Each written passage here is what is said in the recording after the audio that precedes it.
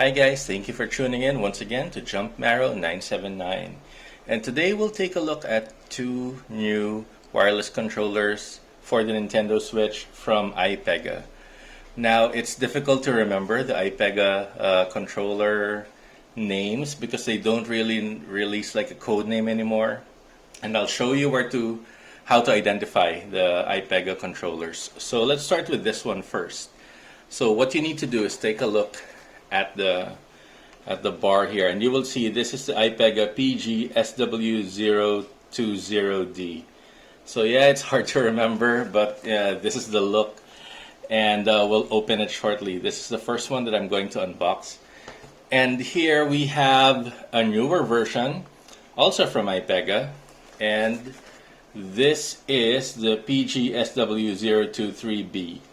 So yeah, it's hard. So are there any differences with these IPEGA releases? We're going to find out. But for almost all IPEGA releases that are for Nintendo Switch, all of them are compatible with Nintendo Switch, Android devices, and they also say even for Windows, PC, and PS3. Now, a lot of people will always ask me, does it work on PC? So I would always say yes, because IPEGA branded it as PC compatible or Windows compatible, but I haven't tried it, so I'm not sure how it really works. So does it work on Windows? I always say yes because IPEGA advertise them as compatible or working on Windows PC and PS3 even. But I really haven't tested it yet. From the little research that I've done, I will need to download the the X360 CE application that'll make the Windows PC recognize this as an Xbox 360 controller, and I have to load that app in every game that I'm going to use, so that's really just a lot of work. So I suggest that you guys just get the Xbox One controller. It's really great and it's easy. Even the DualShock 4 is a lot easier to use on PC than these Android controllers because both the Xbox One controller and the DualShock 4 controller are recognized by Steam. And also there's a third one, right? The Pro controller. But of course, all of these options are too expensive.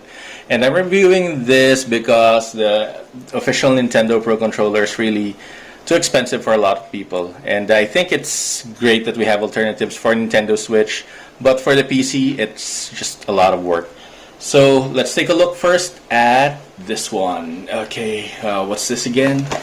This is the PG-SW020D. Alright, I'm going to just quickly unbox this.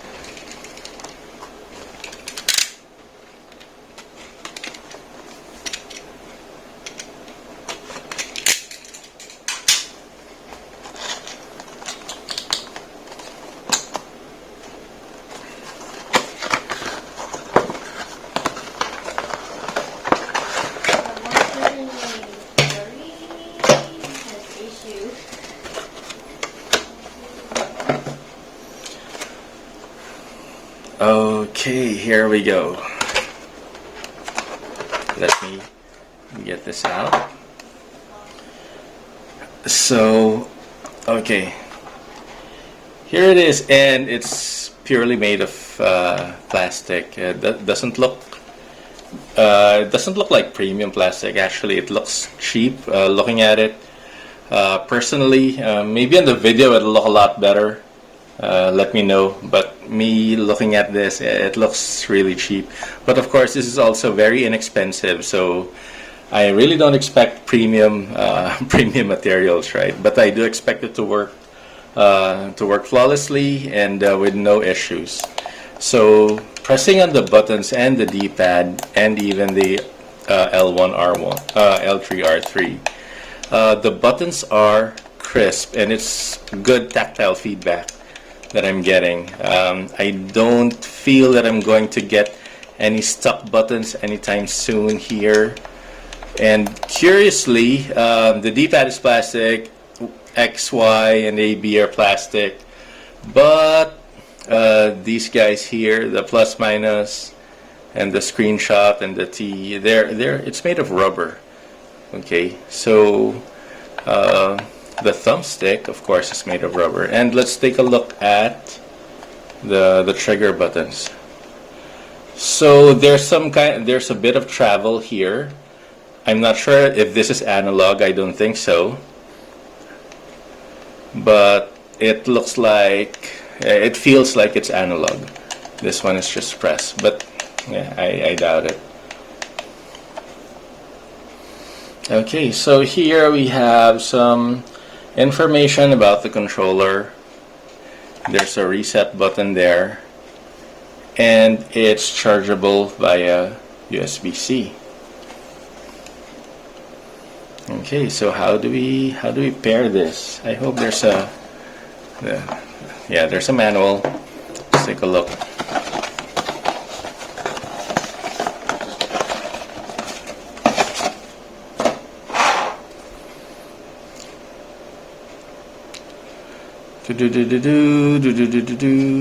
How to pair. Okay, press Y plus home at the same time for 2 seconds. Let's do it. Press. Oh, wait. I need to put this in the controller pairing. Change grip. Press home. This is home, I assume, because there's a house there. And Y. 2 seconds. 1, 2. Okay, there. It's flashing fast. And let's wait for the Nintendo Switch to recognize it. Nothing's happening. Let's take a look.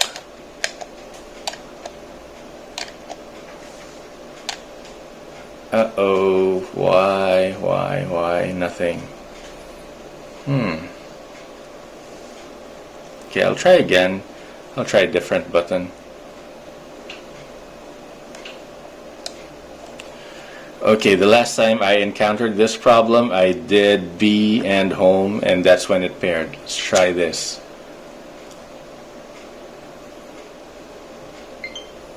And there you go. There, it paired. So again, the manual is wrong.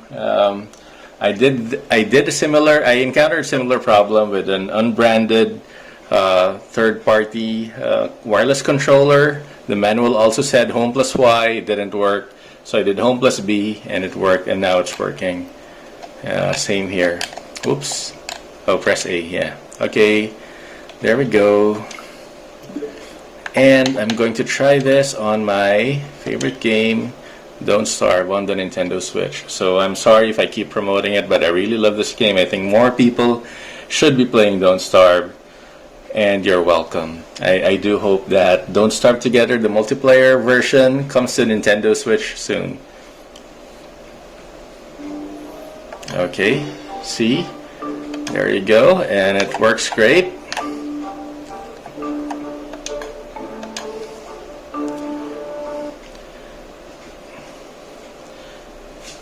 Okay, and actually this is a bit heavier than the older IPEGA controllers that I've reviewed. So maybe they did improve on a few things. It feels much more solid to hold, but looking at the plastic, it just looks cheap. But that's about it. It's for me. Well, let's try it. Let me.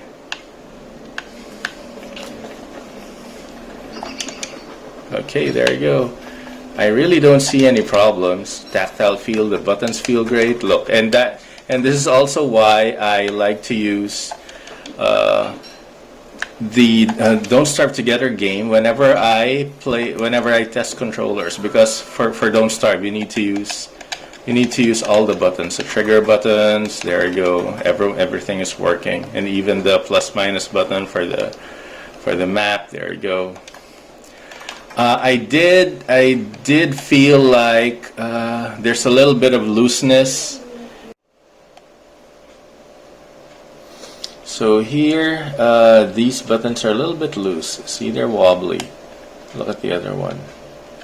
And there's a little bit of unnecessary movement when pressing them. Versus this, it really feels solid. Oops. Oh. Yeah, there you go. So other than I think L1 and R1 are a little bit loose, but other than that, it feels great. And this is a pretty solid wireless controller option for the Nintendo Switch. Again, it should work on Android. I have not tested it. Maybe I should, but if you really want me to test these on Android, I will. But not for PC. I really don't want to go through all the hassle to make this work on PC, on Windows. Okay, so this, again, I can't even remember the name. This is the IPEGA PGSW020D. So that's a mouthful. It's really difficult to remember, so you really can't blame me there.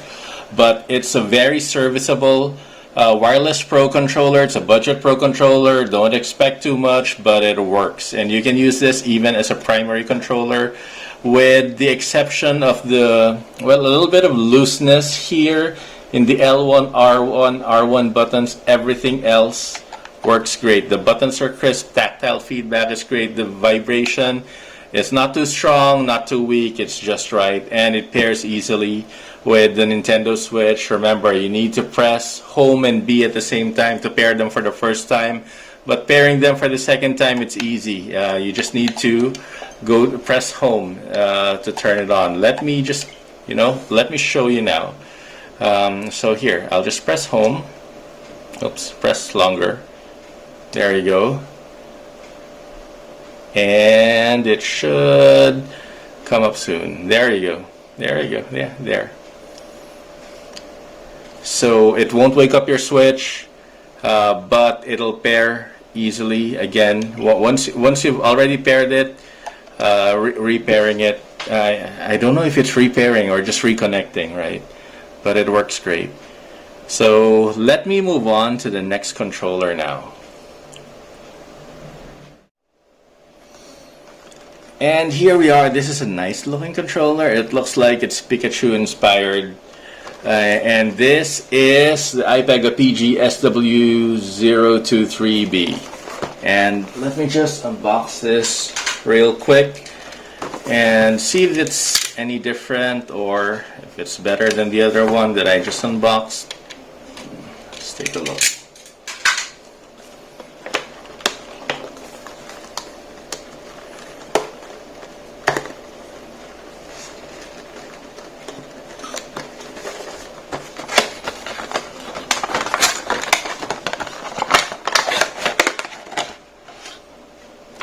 There you go. Actually, this really looks a lot better. So yeah, it comes with a cable and the manuals over here. Okay, let's put that aside.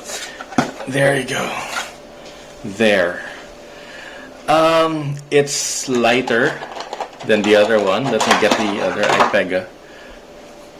So this one is heavier and the weight of this one is actually a lot better for me. I think it's perfect. I don't like it when the controller is too light. This for me is too light. But let's see. What else do we have here? But it looks really nice. It's just made of cheap plastic, but it looks better overall than the green one that I just unboxed.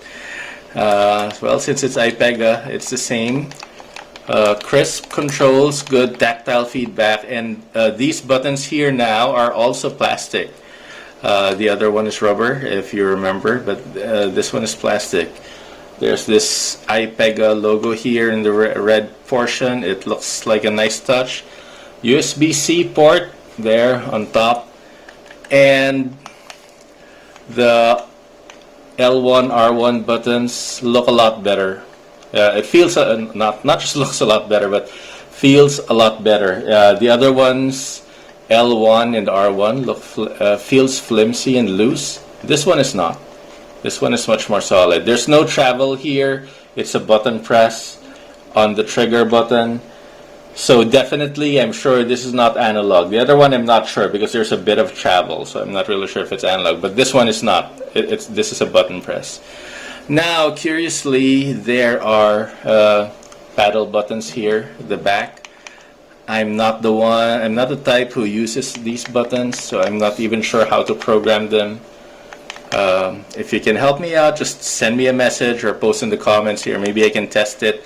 But I really don't like having paddle buttons here and program to do something, because when the gaming is intense, I hold the controller tightly and I'll definitely accidentally press them. There's a reset button there in case of emergency, and there you go. What else? Let's try to pair it now. The home button looks like the mouth of Pikachu. So let's try, see if the pairing is the same. Change grip order. Okay, so last time on the other controller it's the home and B button. Let me see if it's the same here. Let me try it. Is this the home button even? No, no, this is not the home button. I don't know what button this is. There's a home button there. That's the home button. Okay, let's try it. See what happens. Okay, it's flashing. Is it pairing? Let's see.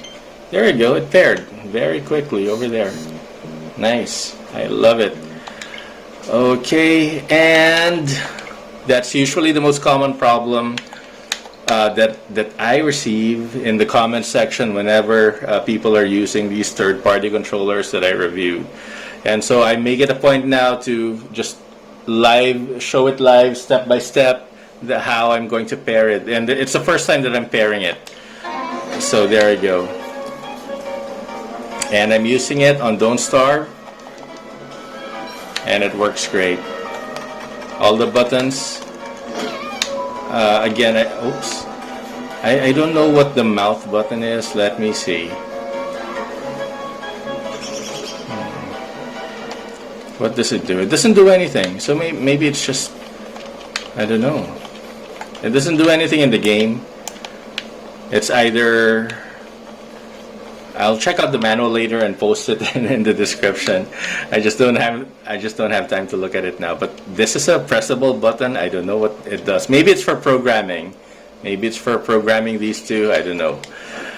But other than that, this is a great controller. Again, I complained about the weight a little. It's too light. But now that I'm using it, actually, it's not so bad. And you know, I got used to it already, just immediately. And it's a great looking controller. So you have two options from IPEGA. This green one, I can't remember the names, I'm so sorry. But with this, again, my complaint is that there's a little bit of looseness in the L1R1 buttons. But this is heavier. So this one, my only complaint is that it's a little bit lighter, but using it now, I don't really feel that it's going to make a difference. I think it's great for gaming.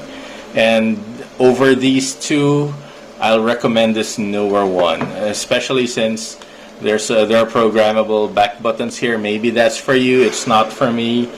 But overall, this just works for me a lot better. The buttons, the tactile feedback are much tighter and crisp.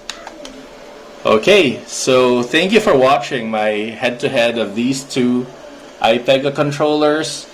Again, this is Jump Marrow 979. Please post your comments and questions below. Please like and subscribe, and I'll see you soon.